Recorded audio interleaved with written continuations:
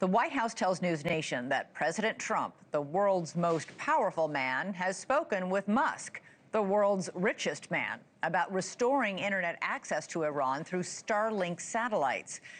Internet connectivity is the oxygen of any 21st century political uprising, and Iranian protests are no different. But the Islamic government has cut off internet access and is reportedly jamming signals to Starlink as well. The country of more than 80 million people has been in a near total blackout for 4 days and counting as the regime cracks down on nationwide anti-government protests. Whatever the mullahs are doing to their own people, they don't want the world to know about it. It's not hard to guess why. A U.S.-based human rights watchdog estimates that Iran's forces have killed more than 500 protesters over the past 2 weeks. Other estimates put that tally in the thousands.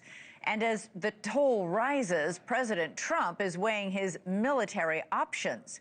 Here's what the White House press secretary told reporters this afternoon. Airstrikes would be one of the many options that are on the table for the commander-in-chief. Diplomacy is always the first option for the president. He's told all of you last night that what you're hearing publicly from the Iranian regime is quite differently from the messages the administration is receiving privately. And I think the president has an interest in exploring those messages. However, with that said, the president has shown he's unafraid to use military options if and when he deems necessary, and nobody knows that better than Iran. Well, the public messaging from Iran today carried a similar tone. Iran's foreign minister says the country is prepared for war, even, quote, more prepared than the last war, but also at the same time saying the country is ready for negotiations.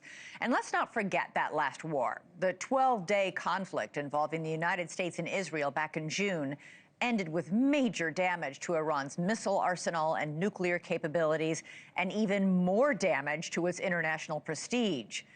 Add to that recent runaway inflation, water shortages, and now these mass protests, and you have a triple whammy: a military humiliation, a destabilizing economic catastrophe, and a political crisis in the streets. That might be enough for the president to conclude that America's greatest enemy in the Middle East, like the Maduro regime in Venezuela, might have just become low-hanging fruit, ripe for the picking. Let's go right now to NewsNation's Kellie Meyer, live for us at the White House. Kellie, this situation is quickly escalating. The language now between both President Trump, the White House, and the leaders of Iran is quite stark. Yeah, a lot of saber rattling on both sides, and both sides saying that they are willing to take the diplomatic route, but not straying away too much from potential military options here. And we are also hearing tonight that the State Department is telling Americans to leave Iran now. Americans living in Iran, that they should leave, quote, now, saying that those protests are only escalating and that airlines are continuing to cancel flights both to and from Iran. And the president, I'm told, is reviewing all options on the table right now, though no final decisions have been made, is what one White House official told me today. Tonight, though, the president is upping the economic pressure, telling countries doing business with Iran that they'll face a 25% tariff here in the U.S., saying, quote, this order is final and conclusive. Some of Iran's major trading partners, China, Turkey, the UAE, Brazil.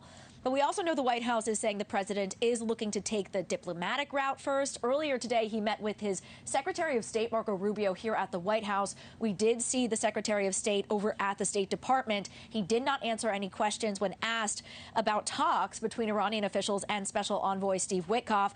Leavitt, the White House press secretary, Caroline Leavitt, not sharing an update either when I pressed her earlier on the talks. Take a listen. Has Witkoff spoken with Iranian officials today? Could you give any updates on those conversations? I haven't spoken with Mr. Witkoff today about that, but we can certainly get you an answer. But there are growing questions tonight here at the White House, Elizabeth, whether or not the president will wait for that diplomatic solution before striking in Iran as those protests, as you see, continue into a third week.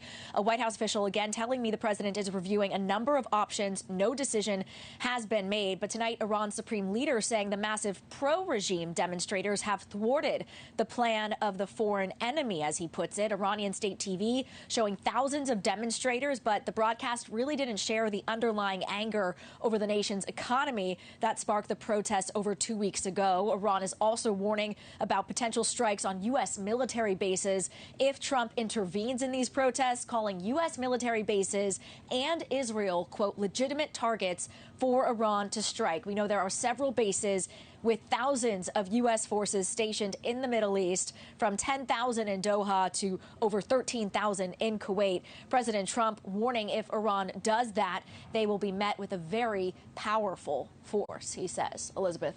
Thank you for watching. Subscribe below and download our NewsNation app right now on your phone, and you will get fact-based, unbiased news for all Americans.